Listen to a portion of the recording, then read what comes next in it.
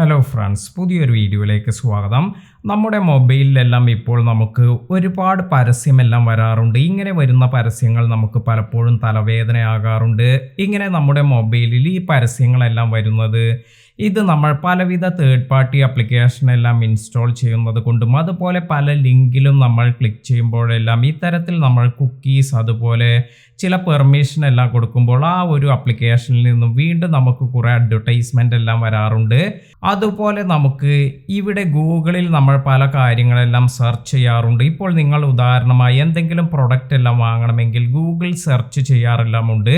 ഇത്തരത്തിൽ സെർച്ച് ചെയ്തതിന് ശേഷം നമുക്ക് പലപ്പോഴും ആ ഒരു പ്രൊഡക്റ്റ് ഇപ്പോൾ നിങ്ങൾ എന്തെങ്കിലും മൊബൈൽ ഫോൺ എല്ലാം പർച്ചേസ് ചെയ്യണമെങ്കിൽ ആ ഒരു പ്രൊഡക്റ്റിനെ കുറിച്ചാണ് സെർച്ച് ചെയ്തിരിക്കുന്നത് എങ്കിൽ അത് പിന്നീടും വീണ്ടും കാണിക്കാറെല്ലാം ഉണ്ട്.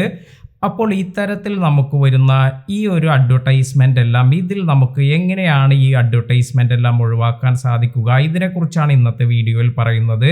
വളരെ സിമ്പിളായ ഒരു സെറ്റിങ്ങിലൂടെ നിങ്ങൾക്ക് ഇത്തരത്തിൽ പേഴ്സണലൈസ്ഡ് ആയി വന്നിരിക്കുന്ന ഒരുപാട് അഡ്വർടൈസ്മെൻ്റ് എല്ലാം റിമൂവ് ചെയ്യാൻ സാധിക്കും. അപ്പോൾ ഇതിനായി ആദ്യം തന്നെ നമ്മൾ പോകേണ്ടത് നിങ്ങളുടെ മൊബൈൽ ഫോണിൽ സെറ്റിംഗ്സ് എന്ന ഓപ്ഷനിലാണ്. ഇത്തരത്തിൽ ഈ സെറ്റിംഗ്സ് എന്നതിൽ പോകുമ്പോൾ നിങ്ങൾക്ക് സ്ക്രോൾ ചെയ്ത് താഴേക്ക് വരുമ്പോൾ ഇവിടെ ഗൂഗിൾ എന്നൊരു ഓപ്ഷൻ ലഭിക്കും. ഇവിടെ ഈ ഗൂഗിൾ എന്നതിൽ നമ്മൾ ടാപ്പ് ചെയ്യുക. അതിനുശേഷം നിങ്ങൾക്ക് ഇവിടെ ഈ ആഡ്സ് എന്നൊരു ഓപ്ഷൻ കാണാം. അതായത് അഡ്വർടൈസ്മെൻ്റ് എന്നതിൻ്റെയാണ്. ഈ ആഡ്സ് എന്നതിൽ നമ്മൾ ടാപ്പ് ചെയ്യുക. ഇവിടെ ഇപ്പോൾ നമുക്ക് ഈ ഒരു അഡ്വർടൈസിങ് ഐഡി എല്ലാം വന്നിരിക്കുന്നത് കാണാം.